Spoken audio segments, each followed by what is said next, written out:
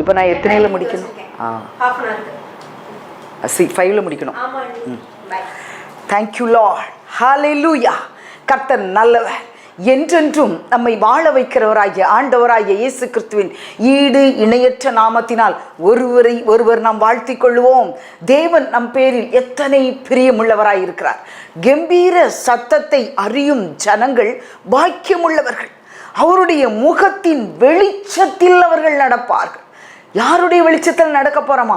அவருடைய முகத்தின் வெளிச்சம். அப்ப நம்முடைய நடைபாதையில, நம்முடைய வாழ்க்கை பாதையில ஆண்டவராகிய இயேசு கிறிஸ்துவின் வெளிச்சம் உதித்தது. ஹல்லேலூயா. அவருடைய வெளிச்சத்தின் பாதையில நடக்கிறோம் அப்படிங்கிற ஒரு சந்தோஷம் நமக்கு எவ்வளவு நிறைவான ஒரு சந்தோஷமா இருக்கிறது. அப்போ பாதை நமக்கு தெளிவா இருக்கும்போது இருதயத்துல பயம் இல்லை, திகில் இல்லை, அங்கலாய்ப்பு இல்லை, அசதி இல்லை, சோர்வு இல்லை. எல்லாவற்றையும் கர்த்தர் எடுத்து போட்டு நம்மை தெளிவான பாதையில் நடத்துகிற ஒரு தேவன் நமக்கு இருக்கிறார். நம்முடைய இருதயங்கள் கலங்க வேண்டியது அவசியமே இல்லை. ஏன்னா ஆண்டவர் கலக்கத்திலிருந்து விடுவிக்கும்படியாய் வந்திருக்கிறார். பயத்திலிருந்து நம்மை விடுவிக்கும்படியாய் வந்திருக்கிறார். நம்ம எந்த ஒரு காரியத்தை செய்தாலும் படபடப்பா செய்யாதபடி, படபடான்னு ஐயோ அது அப்படி நடந்துருமோ, இந்த முடிவு இப்படி ஆயிருமோ அப்படின்னு சொல்லி ஒரு படபடப்பு இராதபடிக்கு தெளிவாய் ரிலாக்ஸ்டா, சொல்லப்போனால் தமிழில் நல்ல ஒரு வார்த்தை இளைப்பாறுதலாய் காரியங்களை செய்யும்படிக்கு. இளைப்பாறுதல் தரும் தேவா களைத்தோரை தேற்றிடுமே. இளைப்பாறுதல் தரும் தேவா களைத்தோரை தேற்றிடுமே. சிலுவை நிழல் எந்தன் தஞ்சம், சுகமாய் அங்கு தங்கிடுவேன். சிலுவை நிழல் எந்தன் தஞ்சம், சுகமாய் அங்கு தங்கிடுவேன். திருப்பாதம் நம்பி வந்தேன். கிருபை நிறை இயேசுவே, தாமதன்பை கண்டடைந்தேன். தேவ சமூகத்திலே தாமதன்பை கண்டடைந்தேன். தேவ சமூகத்திலே என்னை நோக்கி கூப்பிடு என்றீர். இன்னல் துன்ப நேரத்திலும் என்னை நோக்கி கூப்பிடு என்றீர். இன்னல் துன்ப நேரத்திலும் கருத்தாய் விசாரித்து என்னை கனிவோடு என்னை நடத்திடுமே. கருத்தாய் விசாரித்து என்னை கனிவோடென்றும் நடத்திடுமே. திருப்பாதம் நம்பி வந்தேன். கிருபை நிறை இயேசுவே, தமதன்பை கண்டடைந்தேன். தேவ சமூகத்திலே தமதன்பை கண்டடைந்தேன். தேவ சமூகத்திலே. தேவ சமூகம் என்பது இளைப்பாறுதல். அதாவது கடும் வெயில், பயங்கரமான வெயிலில் நடந்து வரோம். ஒரு அருமையான நிழல் தரும் மரம் இருந்துச்சுன்னா அதான் சிலுவை நிழல் எந்தன் தஞ்சம், சுகமாய் அங்கு தங்கிடுவேன். சிலுவை நிழல் எந்தன் தஞ்சம், சுகமாய் அங்கு தங்கிடுவேன். திருப்பாதம் நம்பி வந்தேன். நான் நம்பி வந்தது திருப்பாதத்தை, தேவனின் பாதத்தை, என்னை விட்டு விடாத என் தேவனுடைய பரிசுத்த பாதத்தை. ஒரு நாள் நாங்கள் எல்லாரும் அப்படியே ஜெபத்தில் கொஞ்சம் பேரோடு அமர்ந்திருந்த பொழுது கர்த்தர் சொன்ன வார்த்தை, பாதத்தை முத்தம் செய்யுங்கள். ஏன்னா அவருடைய சமூகம் நமக்கு பிரத்யட்சமாய் வெளிப்படும் பொழுது அவரை முத்தம் செய்து நாம் வரவேற்று அந்த திருப்பாதத்துக்குள்ள இருக்கிறதான சகல ஆசீர்வாதத்தை, அபிஷேகத்தை, ஐஸ்வர்யத்தை, கனத்தை, உயர்வை, சிறப்பை நாம் பெற்றுக்கொள்வோம். நன்மையை நாம் பெற்றுக்கொள்வோம். ஹல்லேலூயா. நாம் அவரிடத்தில் வரும்போது கற்றுக்கொள்ளவும் பெற்றுக்கொள்ளவும் வருகிறோம். அவரிடத்தில் நம்ம எதையும் பெற்றுக்கொள்ளாம வெறுமனை போவதே இல்லை. அப்படிப்பட்ட அன்பின் தேவன் அவர். மோசையோடு கூட முகமுகமாய் பேசினார் என்று அறிந்திருக்கிறோம். ஒரு நாள் மோசையோடு கூட அவர் பேசும் பொழுதுதான், ஆண்டவரே உங்களை அறியணும், உங்க கண்கள்ல எனக்கு கிருபை கிடைக்கணும், உங்க வழியை எனக்கு அறிவிங்க. ஹல்லேலூயா. அவர் சொன்னாரே, இந்த ஜனம் என்னோடு கூட ஒரு கூட்டம் ஜனத்தை நான் நடத்திட்டு வரேன், இந்த ஜனம் உம்முடைய ஜனம் என்று நினைத்தருளும் அப்படின்னு சொல்லி அவர் வேண்டிக் கொண்டார். ஆண்டவர் நான் பதில் சொன்னேன். ஏன்னா நிறைய ஜனங்களை கூட்டிகிட்டு வர்றாரு. மோசே ஒன் ஆஃப் த லீடர், அப்படி அந்த லீடர்ஷிப் குவாலிட்டியோட ஜனங்களை நடத்தி கொண்டு வராரு. ஆனால் ஜனங்களுக்கு இவர் ஏன் நம்மளை நடத்தி கொண்டு வந்தார் என்பது புரியலை. காரணம், அடிமைத்தனத்தின் நுகத்திலிருந்து விடுவிக்கப்பட்ட ஜனங்கள் தங்கள் விடுதலையை உணராததினால். தாங்கள் விடுவிக்கப்பட்டிருக்கிறோம், நமக்கு ஒன்று ஒரு தேசத்தை அவர் கொடுக்க போகிறார், நாம் அடைய வேண்டிய இளைப்பாறுதலுக்களை நம்ம கடந்து போய் நம்முடைய தேசத்தில் அமர்ந்திருந்து நாம் சுகித்திருக்க போகிறோம், சுகமாய் வாழப்போகிறோம் என்ற எண்ணமற்றவர்களாய் மோசைக்கு பிரகாதமாக அடிக்கடி எழும்புறது, கலகம் பண்ணுகிறது. அதனால நம்முடைய தேவாதி தேவனுக்கே ஒரு வருத்தம் வந்து விட்டது இந்த ஜனங்கள்ல. அப்போ அவர் சொன்னாரு, அண்டு உன்னை மாத்திரம்னா உன்னை நான் ஸ்பெஷல் ஆக்குறேன், உன்னுடைய கோத்திரத்தை, உன்னுடைய பிள்ளைகளை, உன் சந்ததிகளை நான் பெஸ்ட் ஆக்குவேன்னு சொன்னார். ஆனால் மோசே இல்லாண்டவரே, அழைத்து கொண்டு வந்த இந்த ஜனங்களை நினைத்தருளும். ஆனால் ஆண்டவர் என்ன பதில் சொன்னார் தெரியுமா? யாத்ராகமத்தின் புஸ்தகம் 33ஆம் அதிகாரம் 14ஆம் வசனம், என் சமூகம் உனக்கு முன்பாக செல்லும், நான் உனக்கு இளைப்பாறுதலை தருவேன். தனிப்பட்ட மனுஷனாகிய மோசைக்கு அவர் சொன்னார், மோசைக்கு. ஆண்டவர் சொல்லார். ஆனால் ஆண்டவர் சொன்ன உடனே அப்பொழுது அவர் சொல்கிறார், உம்முடைய சமூகம் என்னோடு கூட செல்லாமற் போனால், அப்படி சொல்லிட்டு என் கூட செல்லாமற் போனால், நல்ல கவனமாக வசனத்தை வாசிச்சிங்கன்னா அருமையாக இது புரியும். என்னோடு கூட செல்லாமற் போனால் எங்களை இவ்விடத்திலிருந்து கொண்டு போகாதிரும். அப்போ நான் எனக்குள்ள இந்த ஜனங்கள் அடங்கி இருக்கிறார்கள் என்று சொல்லுகிறார் பாருங்க. கூட்டிக் கொண்டு வந்தவர்களை கைவிடுவதற்கு மோசைக்கு மனமில்லை. அப்படி என்றால் ஒரு சாதாரண ஒரு மனுஷன், ஜனங்களை நம்ம அங்கிருந்து அழைச்சி கொண்டு வந்துட்டோம், இனி நாம் விடுவனான்னு சொல்லி யோசிச்சா, தேவாதி தேவன் நமக்காக ரத்தம் சிந்தினவர், நமக்காக சிலுவையிலே அடிக்கப்பட்டவர் ஆண்டவராய் இயேசு கிறிஸ்து எத்தனை அன்பு நம்மேல் உள்ளவராய் இருப்பார். அப்ப இளைப்பாறுதலை கொடுக்கிற தேவன் ஒரு தனிமன். அவர் சொன்னாரு உனக்கு என்றார். ஆனா ஆண்டவராய் இயேசு கிறிஸ்து மத்தேயு எழுதின சுவிசேஷம் 11ஆம் அதிகாரத்தை நீங்க அப்படி வாங்க. ஆண்டவராய் இயேசு கிறிஸ்து ஒரு வாக்குத்தத்தத்தை கொடுக்கிறார் பாருங்க. வருத்தப்பட்டு பாரம் சுமக்கிறவர்களே, நீங்கள் எல்லாரும் என்னிடத்தில் வாருங்கள், நான் உங்களுக்கு இளைப்பாறுதல் தருவேன். மோசைக்கு மாத்திரம் அங்கே இளைப்ப, நான் உனக்கு என்று சொன்னார். இங்கே இயேசு கிறிஸ்து என்ன சொல்கிறார்? உங்கள் எல்லாருக்கும் இளைப்பாறுதல். நம்ம எல்லாரும் விரும்புறது ரிலாக்ஸ்டு லைஃப் தான் விரும்புவோம். ஒரு பரபரப்பான வாழ்க்கையை என்னாலும் நம்ம வாழ்வதை விரும்ப மாட்டோம். ஒரு மெஷின் லைஃப் மாதிரி நிறைய வீடுகளில் நீங்கள் பாருங்கள், காலையிலே எழும்புறது, சமைக்கிறது, அப்புறம் ரெடி ஆகிறது, ஆஃபீஸ் போகிறது, அதுக்கப்புறம் ஈவினிங் வர்றது, திரும்ப வேலைகளை செய்கிறது, படுக்கிறது, ஒரு ஒரு ஒரு மெஷின் ஒர்க் பண்ண மாதிரி இருக்கும். அதெல்லாம் நல்லா இருக்காது. இடையில் ஒரு நாள் ஒரு கொண்டாட்டம் வரணும், ஒரு மகிழ்ச்சி பண்டிகை வரணும். இதுக்காக தான் பண்டிகைகள்லாம் வருகிறது. எதற்காக பண்டிகைகள் எல்லாம் நம்ம ஆசரிக்கிறோம்? மனுஷனுடைய இருதயத்தில் ஒரு சந்தோஷம் உண்டாகணும். வாழ்கிற வாழ்க்கை இப்படியே டல்லாக போயிடக்கூடாது. நம்மளை நாமே எப்படி பண்ணணும்? ரெஃப்ரெஷ் பண்ணணும். பாருங்க, துதி, நம்ம தேவ சமூகத்தில் துதிக்கும் பொழுதே, பாடும் பொழுது நமக்குள்ள உண்டாகிற ஒரு உற்சாகமே வேற. ஒவ்வொருவருக்கும் அந்த உற்சாக பலியின் அபிஷேகத்தை கர்த்தர் கொடுக்க விரும்புகிறார். ஏன்னா பலி செலுத்துற இந்த பழைய ஏற்பாட்டின் காலத்திலே ஆண்டவர் சொல்லுவார், உற்சாக பலி என்று ஒரு பலி இருக்கிறது. நான் உற்சாக உற்சாகமாக இருக்கும்போது தேவனுக்கு இந்த காரியத்தை செய்வேன். அல்லேலூயா.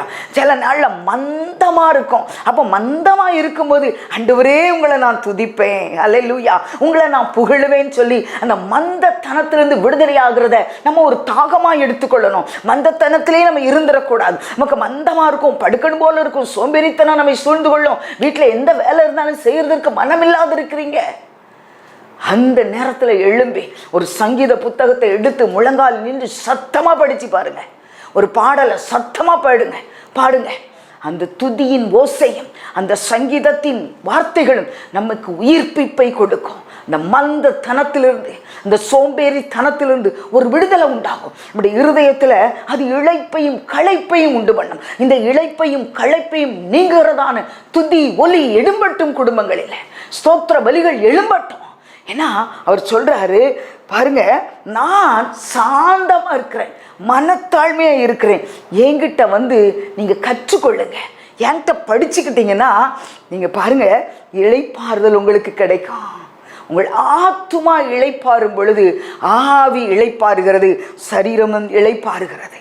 அது சொல்றாரு என்கிட்ட வாங்க. அப்போ நம்ம என்ன பண்ணணும்? அவரிடத்துல எப்படி பண்ணணும்? வார்த்தையை படிக்கும்படி, வார்த்தையை கற்றுக்கொள்ளும்படி, வார்த்தையை வாசிக்கும்படி தேவ சமூகத்தில் போகும் பொழுது நம்முடைய இருதயம் எப்படி ரிலாக்ஸ் ஆகும். பொதுவாக தேவ சமூகமே, அவருடைய பிரசன்னமே நமக்கு ரிலாக்ஸேஷனை கொடுக்கும். அதான் சொல்கிறேன், என்னிடத்தில் வாருங்கள், என்கிட்ட வந்தால் போதும், நீங்கள் உங்களுக்கு நல்ல ஒரு இளைப்பாறுதலை தருவேன். மனுஷனுக்கு என்னென்ன காரியத்திலலாம் இளைப்பாறுதல் பிடுங்கப்படுகிறதுங்கிறத நம்ம ஒரு சில வசனங்கள் மூலமாய் கற்றுக்கொள்வோமா? யோபுவின் புஸ்தகம் 30ஆம் அதிகாரத்தை நீங்கள் எடுத்து பார்த்தீங்கன்னா அதில் யோபு தன்னுடைய பாடுகளை அப்படியே சொல்லியிருக்கிறாரு. நிறைய வசனங்கள் இருக்குது. நான் ஒரு வசனத்தை மாத்திரம் வாசிக்கிறேன் பாருங்க. 30:17 ராக்காலத்திலே என் எலும்புகள் துளைக்கப்பட்டு என் நரம்புகளுக்கு இளைப்பாறுதல் இல்லை. சரீரத்தில் எத்தனையோ நரம்புகள் இருக்கு, எலும்புகள் இருக்கு. அப்போ நரம்புகளில் இளைப்பாறுதல் இல்லைன்னா அந்த ஒட்டுமொத்த சரீரமும் எப்படி புண்ணாக வலிச்சிருக்குன்னு பாருங்க. வியாதி மனுஷனுடைய இளைப்பாறுதலை தடுக்கிறது. மனுஷன் ரிலாக்ஸாக இருக்கவே முடியாது. எப்படி இந்த வியாதி சுகமாகும்? யாரிடத்துல போகலாம்? யாரிடத்துல இதை பார்த்து சொல்லலாம்? யாரிடத்துல எனக்கு நல்ல ஆலோசனை கிடைக்கும்? யாரிடத்துல நல்ல மருந்து கிடைக்கும்? இப்படி தானே யோசிச்சுக்கிட்டே இருக்கோம். மைண்டு ஃபுல்லாக என்ன ஆகும்? இந்த வியாதியிலேருந்து வெளியே வரணும், இந்த வியாதியிலேருந்து, இந்த சிக்னஸ்லேருந்து எப்படியாவது நம்ம வெளியே வரணும். குடும்பமே என்ன பண்ணுவாங்க? ஸ்தம்பித்து நிற்பாங்க. எப்படியாவது இந்த வியாதியை சுகமாகனா போதும். ஒரு ரிலாக்ஸேஷன் மைண்ட் வருகிறத தடுக்கிறது வியாதி. அதுக்கப்புறம் பாருங்க, ஏசாயா 23:12 வசனத்தை நம்ம பார்க்கும் பொழுது அதில் ஜனங்கள் வந்து ஒடுக்கப்படும் போது, ஏசாயா 23:12 வசனம், ஒடுங்குண்ட கன்னியாகிய சீதோன் குமாரத்தியே, இனி களி கூர்ந்து கொண்டிராய், எழுந்து கித்திமுக்கு புறப்பட்டு போ, அங்கும் உனக்கு இளைப்பாறுதல் இல்லை. ஒடுக்கப்படும் பொழுது அதிகாரம் உள்ளவர்கள், நம்ம அதிகாரம் பண்ணி நம்மை அடிமைப்படுத்த நினைத்து அடிமைத்தன வாழ்க்கையில் உழன்று கொண்டு இருக்கும் பொழுது நம்முடைய இருதயம் எப்படி இருக்கும்? எப்போ பார்த்தாலும் ஐயோ அவங்க வந்துடுவாங்களோ, நம்மளை கவனிக்கிறதுக்கு அவங்கள வச்சிருக்கதே, அவங்க வந்துடுவாங்களோ, ஏதாவது சொல்லிடுவாங்களோ, அவங்க கண்கள்லேருந்து நமக்கு தயவு கிடைக்குமா, இல்லை என்ன சொல்ல போகிறாங்க, இந்த வேலையெல்லாம் நான் முடிச்சிருக்கிறேன், நான் இன்னைக்கு நல்லா முடிச்சிருக்கிறேன் எல்லா வேலையும், அப்போ அவர் வந்தோடனே நம்மளை ப்ரைஸ் பண்ணுவாரா, இல்லை கண்டுக்காமல் போயிடுவாரா, என்ன பண்ணும்?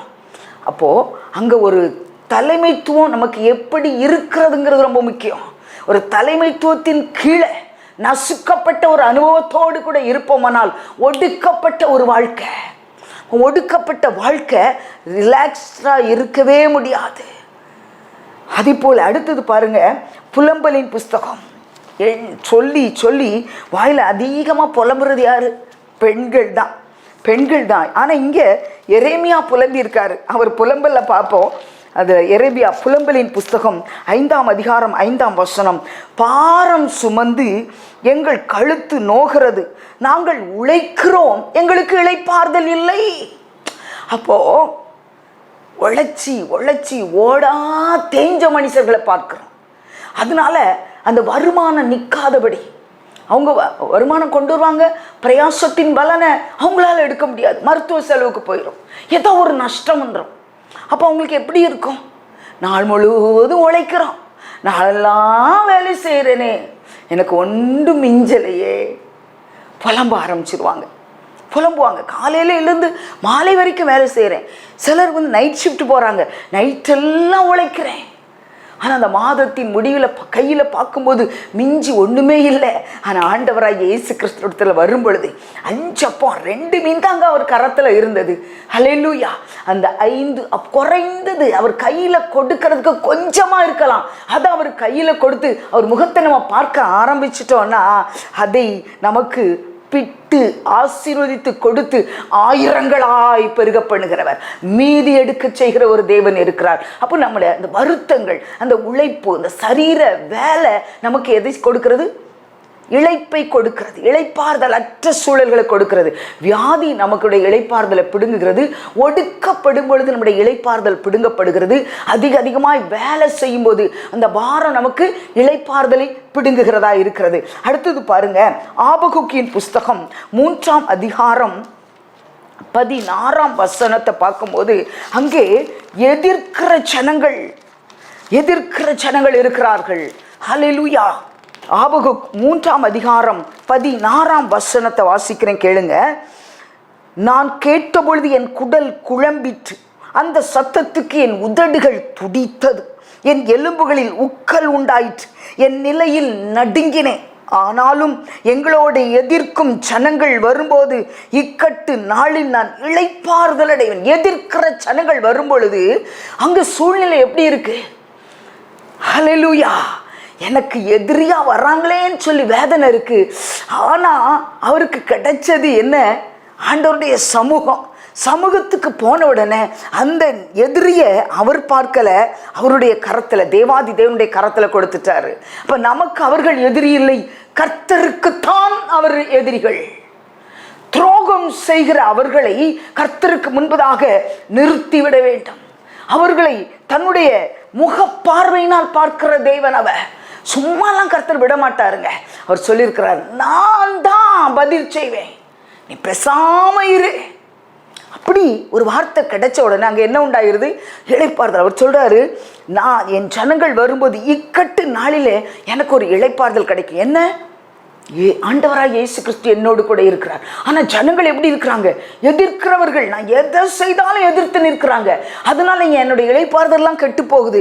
நான் சேர்ந்திருக்கிற இடம் அவருடைய சமூகம். மோசே சமூகம் இருந்ததுனால தான் அவர் இளைப்பாறுதல் என்று ஆண்டவராகிய கர்த்தர் வார்த்தை கொடுத்தார். அதே போல இந்த ஆபகுக்கு தீர்க்கதரிசிக்கும் ஒரு இளைப்பாறுதல் உண்டு. எல்லாம் அற்று போனாலும், திராட்சை செடியில பலன் இல்லை, அத்தி மரம் துளிர் விடல, ஒலிவ மரத்தின் பலன்கள் அற்று போயிற்று, வயல்கள் தானியத்தை விளைவிக்கல, ஆட்டு மந்தையில ஆடுகள் இல்லை, மாட்டு மந்தையில பார்க்கும்போது மாடுகள் இல்லை, எல்லாமே இழந்து போன ஒரு வெறுமையான சூழல் எப்படி இருந்திருக்கும் பாருங்க.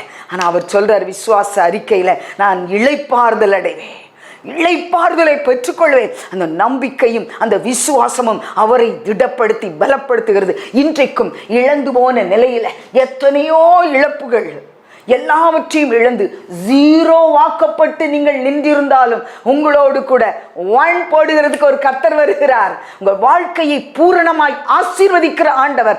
பூரணமாய் உன் ஆலையில் திராட்சரசம் புரண்டோட செய்கிற ஆண்டவர் உங்களை முழுமையாக்க, உங்கள் வாழ்க்கை வெறுமை இல்லை, அது முழுமை என்று காண்பிக்கிற ஆண்டவராகிய இயேசு கிறிஸ்து வருகிறார். ஹல்லேலூயா.